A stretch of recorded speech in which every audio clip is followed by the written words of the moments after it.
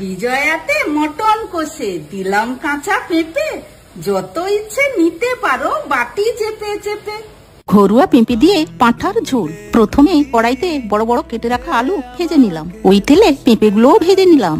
আরো কিছুটা তেল দিয়ে ওতে চিনি, তেজপাতা ফোড়ন দিয়ে রসুন বাটা, পেঁয়াজ কুচি, টমেটো কুচি, আদা বাটা, লঙ্কা বাটা দিয়ে ভালোভাবে কষিয়ে পাঁঠার মাংস দিয়ে দিলাম।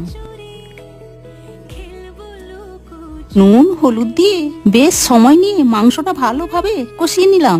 এবারে ওতে ভেজে রাখা আলু ও পেঁপে দিয়ে আরো বেশ কিছুক্ষণ কষিয়ে নিলাম। একটা হাঁড়িতে গরম জল বসিয়ে ওতে কষানো মাংসগুলো একে একে দিয়ে দিলাম। ওপর থেকে কাঁচা চর্বিগুলোও দিয়ে দিলাম।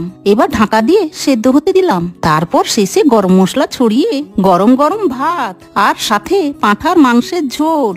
সব বাঙালিদের এর থেকে বেশি আর কিছুই চাওয়ার নেই।